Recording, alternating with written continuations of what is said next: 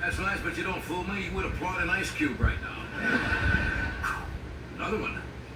Isn't Burbank a great place to be when it's 96 degrees and smoggy? Welcome to the urine capital of the world. Was it hot online? Why didn't you come to the cocktail party in my air-conditioned dressing room? I left word. Simmer down.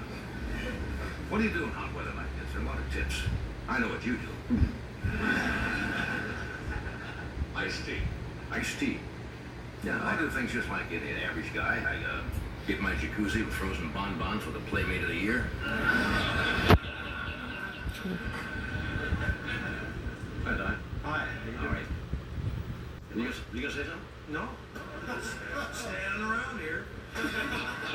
Somebody's got to do it. I'm in the silliest damn mood today. I even hate to tell you what I did. I'm so embarrassed. I disguised myself as a Japanese tourist.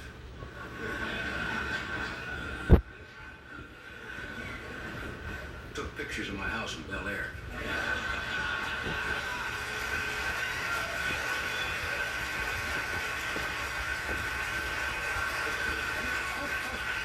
That's so cheesy sitting out there. Yeah, but it's just the same.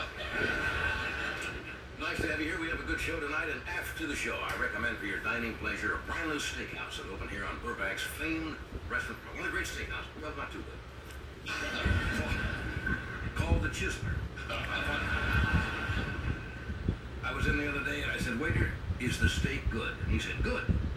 If it wasn't for the bone chip, we would have won the Kentucky Derby.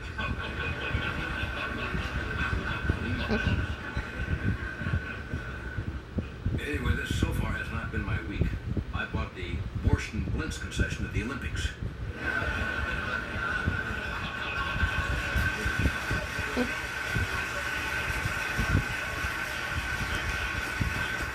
It's too bad Russia is not coming. It really is. You know, I'll tell you why. It's for the athletes. These kids who work for 4 years, you know, to peak out for 1 year, and they ought to keep politics out of this and try to just do it that way. But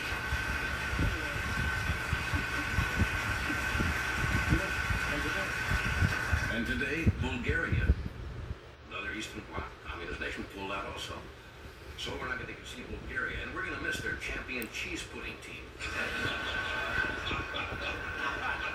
They can lob a Gouda clear across the river Schmidt. Now, you're getting a lot of reasons why the Russians aren't coming. They say that they're afraid to have their athletes come to California because they think, well, I think I know what it is. During an election year, the athletes will pick up crazy ideas over here, like having an election more than one candidate. Anyway, I guess it's not, is it a fait accompli yet, or is there a chance that they might change their mind? Well, we'll find out. Maybe so. Let's see what else is happening. Vice President Bush is in Japan. That leaves President Reagan in charge. It's kind of scary.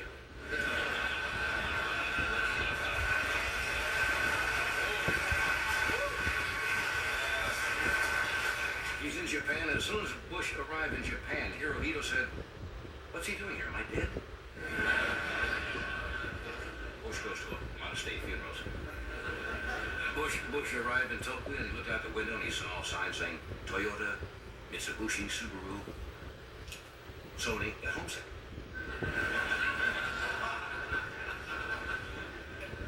The Pope is in New Guinea. Do you see those fascinating pictures? What are you laughing at? It's a good blend. I'm doing travel jokes. Bush is in Japan, the Pope's in New Guinea. What's wrong with that? It's a good blend. The Pope is in New Guinea. He was greeted by thousands of cheering natives. New Guinea is not exactly too up to date. And they were at the airport. Actually, they were waiting for Marlon Perkins. So the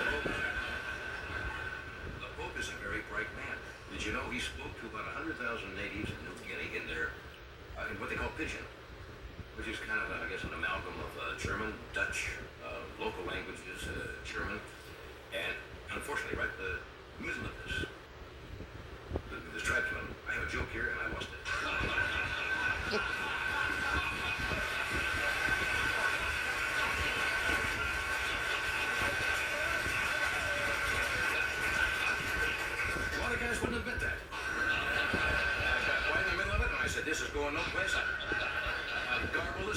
sequence, and it's not going to be funny when I get there. Why not tell the audience? You blew it. You respect me for that, don't you?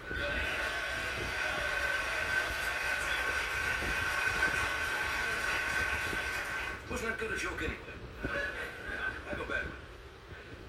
No, I'm not going to finish it now because now you'd applaud just because you want to make me feel good. What I was going to say that during the, let me show you. During his speech at these warring tribesmen, he was interrupted by a group of protesters carrying a sign that says "Bow and Arrow Freeze." Did I make that point? No. You were right. I was right. Finish it. Guy in the back, son, I finish it. And die. There's this Carson. Well, as you probably know by now, there was an unsuccessful attempt to kill Libya's leader, Muammar Gaddafi. And the commandos, I guess, attacked his home with grenades and so forth. But unfortunately, he was lucky he was not home. Gaddafi was at the Transylvania Hilton. They were having the International Convention of Crazies. Well, that latest incident caused Iran's Ayatollah to step up his protection. He just ordered a bulletproof beard.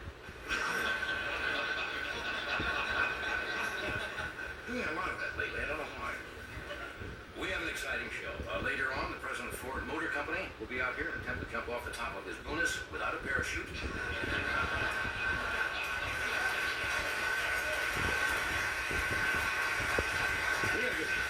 You're in a good mood. We got a great show. We have Miss Cloris Leachman, a very funny lady.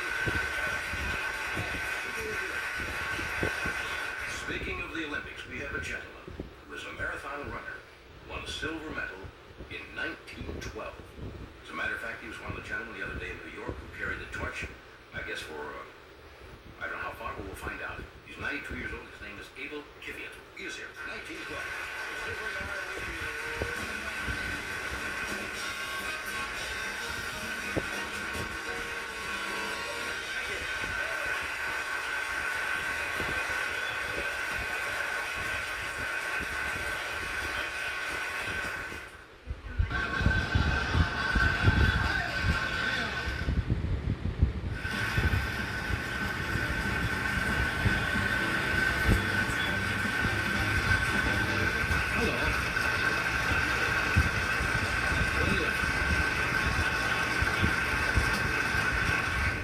Right in the middle of that joke, got 3 words out of position, and I knew it was over. It was over, like being in a plane. You know you're going to crash.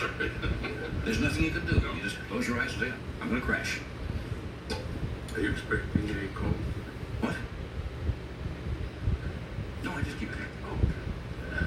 Lawyers like to keep in touch.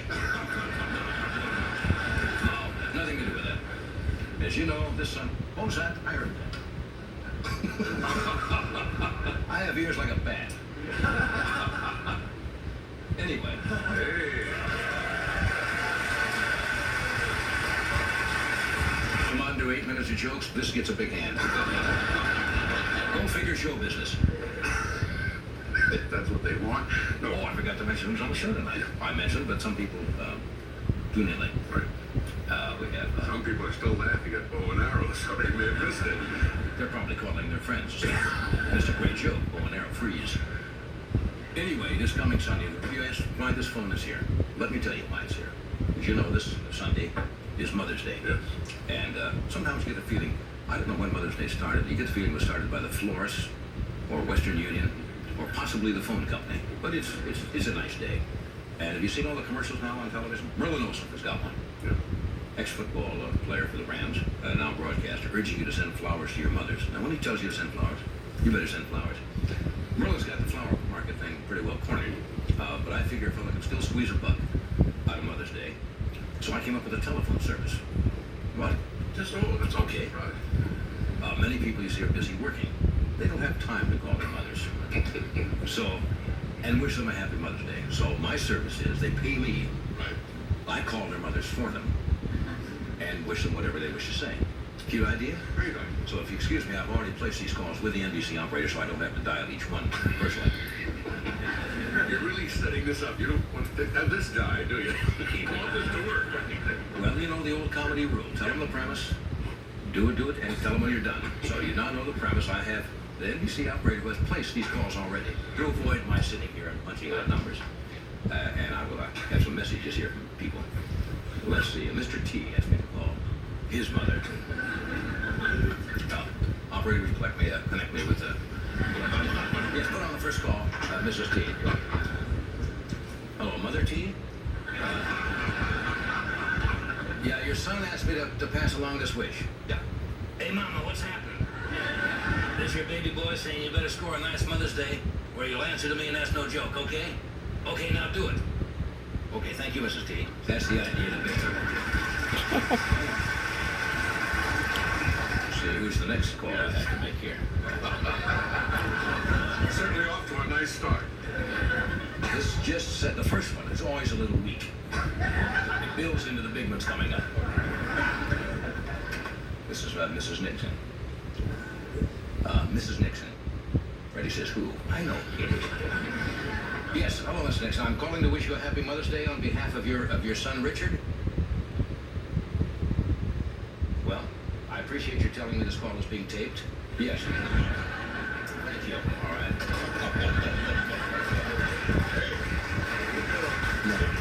No, only if you feel. Don't think you have to do this to make me feel good. Just, if you think it's funny, applaud. If you don't, I haven't done anything. Mel Tillis asked me about his mother.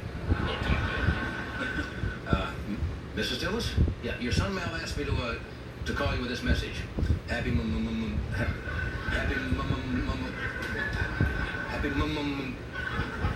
Mrs. Tillis? Yes, she hung up.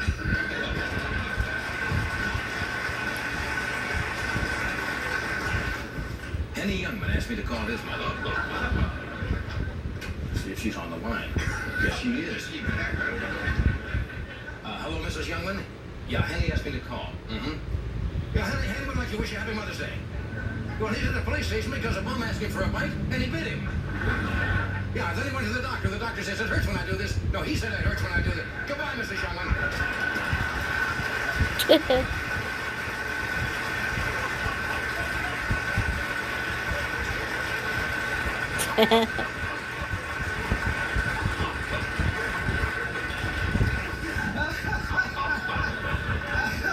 She hung up on me, too. Hervé Villachet from Fantasy Island. Man who plays tattoo. You got it. Happy Mother's Day, boss. Happy Mother's Day. All right. Muammar Gaddafi. Oh, yeah, asked me to call his mother. Well, I mean, we agreed. Well, no, she's hooked in already. It's a long distance to Libya. Hello, Mrs. Gaddafi? Yes, I'm calling to wish you a happy Mother's Day from your son, Colonel Gaddafi. You're mad, Eddie. Well, why's that, ma'am? Because of the present he sent you last Mother's Day. And what was that? A grenade. Yeah, I can see why you'd be a little steamed. Took out the mister, huh? Mm-hmm. Well, happiest Mother's Day anyway, ma'am.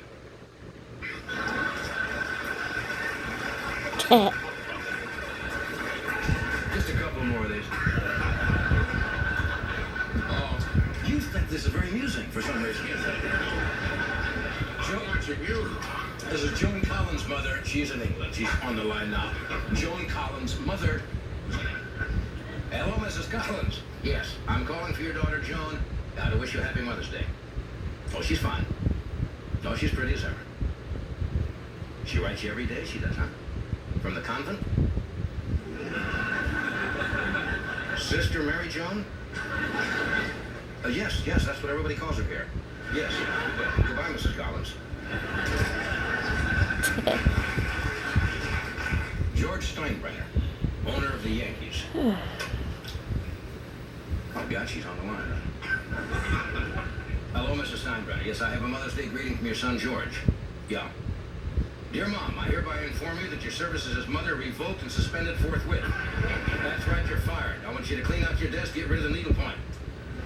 Okay, goodbye, Mom.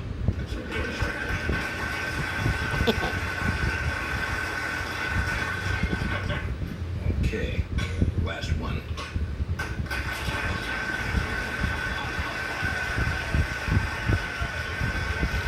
So we don't do this to be bad. We hope that this is William F. Buckley asked me to call his mother. Hello, Mrs. Buckley. Yes, Bill asked me to pass along this Mother's Day message. Dear maternal antecedent, on this propitious occasion, a day referred to in the weeks of the great Roman poet Virgil as Notre Dame, or in the current colloquial vernacular Mother's Day. Yes, I wish to extend my felicitations as always I remain your obedient offspring, William.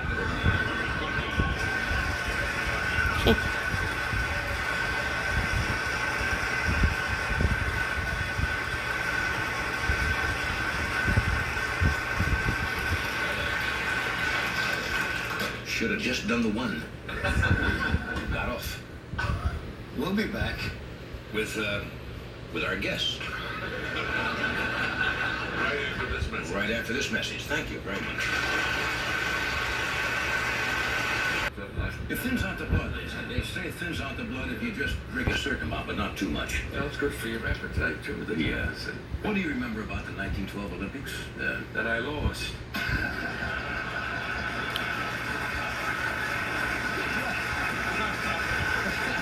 Maybe I didn't start off with the best question.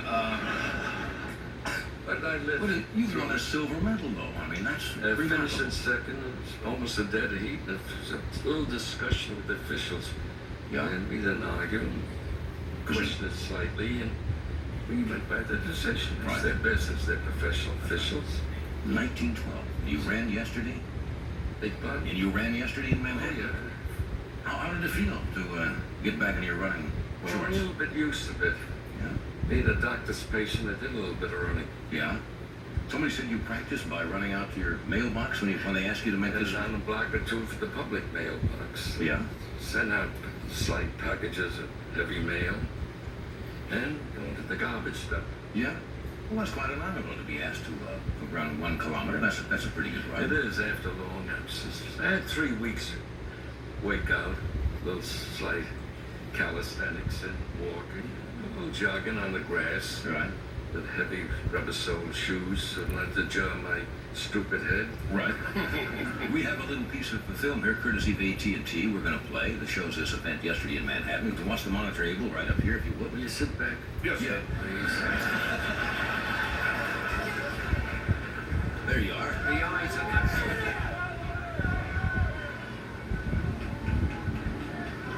Seems like you see the bow legs. You were cracking jokes all along the way, weren't you? Didn't you say something about the potholes in New York? Should have caught you out here.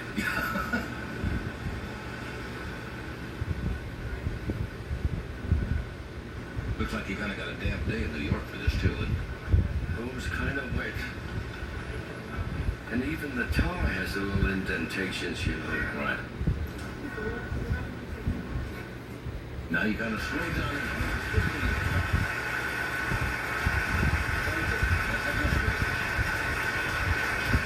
It must have been a big thrill, though, to compete in the Olympics. That only comes to a few people in the world. Yeah, for a little European boy.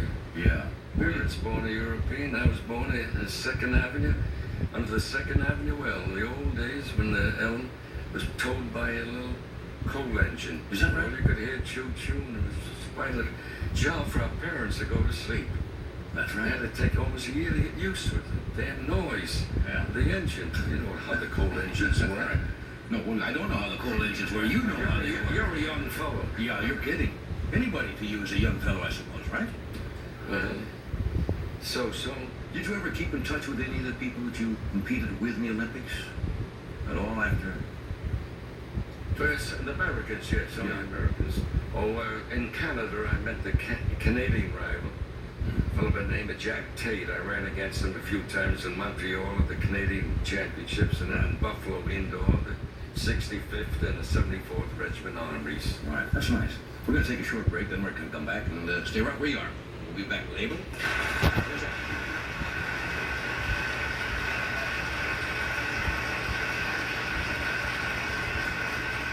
You out on this photograph from 1912. 5, said you were the one on the far left. And the only reason I knew that was because you told me you had little bowed legs. And you did have even that, right? Is that a hazard as a runner? Well, you know about horses. A trotter, a pacer is much faster than a trotter. He's slightly bow-legged. I never thought Takes a that. longer step. Yeah, He can reach that over front. The trotter has to go straight ahead. I never thought of that. Did you, Well, I didn't have to be told that. It came naturally. Of course, I sort of born bow-legged from Yeah. climbing too damn many trees. Yeah. Hiding from my parents. where do you, where do you keep your silver medal? Lord only knows. I don't. What do you mean? 72 years ago, I'm supposed to keep my eye on my medal? I just thought an honor like that, one would have that put into some kind of frame or something. And Won so darn many prizes, mostly medals. A few Irish medals, Ancient Order Hibernians and Friendly Sons of St. Pat. Yeah. They put a chip in the medal. Yeah. And my wife used to wear it in a bracelet when she took it off her lavalier, whatever you call it, the chain. Does it- I never wore any medals. Yeah. I wore a little running shoe that Columbia University gave me Yeah. for originating the Spike Shoe Society for track athletes in America. Was that right? In those days you didn't run in spike shoes, huh? I came back after winning a spike shoe for first prize in Kansas City, the match half-mile race, and they gave me a gold spike shoe. And the boys at Columbia saw him wearing it, none of them ever saw it. A miniature shoe about an inch long. And I've been wearing it since. Yeah. Originated this society. It made me an honorary member. Phew. What do you think about the Russians not coming? Well, I think a little too much politics has entered. Yeah, I They agree. haven't paid much attention to the athletes, and let them have something to say. Yeah. They're the ones who are doing the running. Yeah, that's for sure. Force them to We better go to look at that. It's a shame. Somebody said you went back to the site of the Olympic Games in Sweden not too long ago. Just 2 weeks ago, last Tuesday, Wednesday, and Thursday, was spent in Stockholm. Went up in a plane, my eyes were closed until we landed. First time in 92 years in a plane. Really? Only member of my family, the 9 people, never was in a plane. Were you a little bit, Well, I had my eyes closed all the way. Never looked out the window. I tried this business, but it didn't work. I was scared. I'll admit it. Yeah. I'm still scared of heights. Yeah, well, That's why I wouldn't go above the 9th floor apartment in the big building. Yeah. Live. Just don't care for that, huh? You probably get tired of this question, but I feel I should ask because you're in such... I've had that asked so damn many times. Yeah. What's You this? 92 years old? Yeah, that's right. You're not lying? Yeah. Eyes are popping out there? What's the secret? Good, clean living, or what? Right. Yeah. In bed 7 o'clock? Oh, come on now. Really? Right, I get up at 6:30, 7 o'clock. Yeah. No fried foods. No fried food. Very damn little condiments, except that comes naturally with the food. Stop eating canned goods. The manufacturers don't hear. That's all right. In other words, fresh vegetables, fresh fruit, stuff like that. Frozen fruit or fresh vegetables. Plenty of that. Yeah. Good wheat bread. Schwarzbrot, if you people know what that is. Pumpernickel. Yeah. And early to bed and early rise. And mind my own damn business. I never got a bloody nose or a black eye.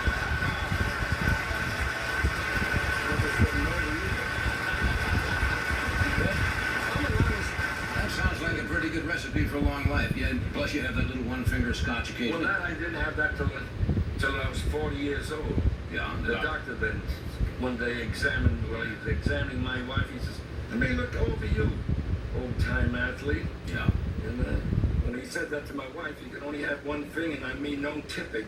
Yeah. And I tried it, Yeah. and I like scotch. White label. Yeah. So you have a little. One before every meal, and when I have company, another one to keep company. That's right. Of course, the glass isn't a whiskey glass, it's the blue wide glass. Yeah. You're about this big around. But just one. As the scotch games, it's a water tumbler. Yeah. Did you? Now you were married at one time. Yeah. Yes, I lost my wife. Disease, amputation, everything else. She was a famous theatrical designer, did all the musical comedies, New York, Earl Carroll's Vanity, My gosh. Schubert's shows, the Ziegfeld's Follies, and the Roof Garden show. George White scandals, and that's how I saw a lot of shows without any cost. Yeah, not a bad deal. Had you ever entertained the idea of getting married after that? Well, yes, I did. About 41 years ago, the same time I got into the government service. And she just died 3 years ago, 3 heart strokes, and the last passed out. I'm sorry.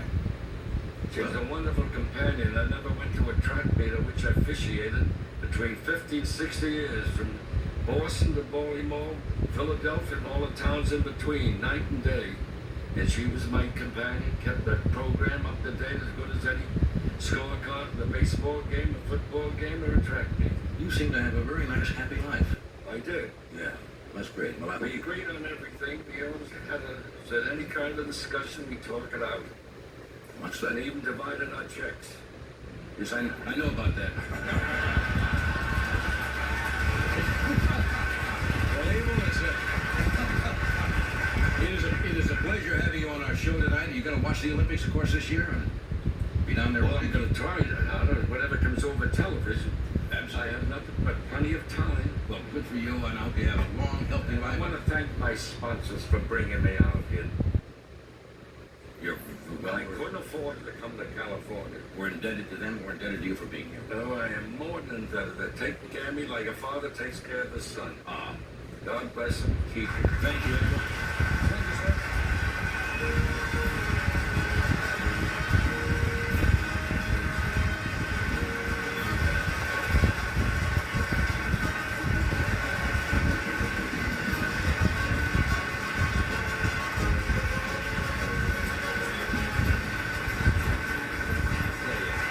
Wouldn't it be nice to give him 91 and have that attitude, and nice crusty old man, and says it right? During the break, he leaned over to me and he said, "Will there be ice for my scotch?"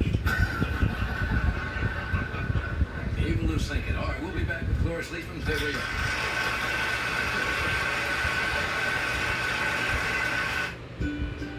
Our business has been in Cleveland for 35 years. Recently, our sprinkler system. How all of our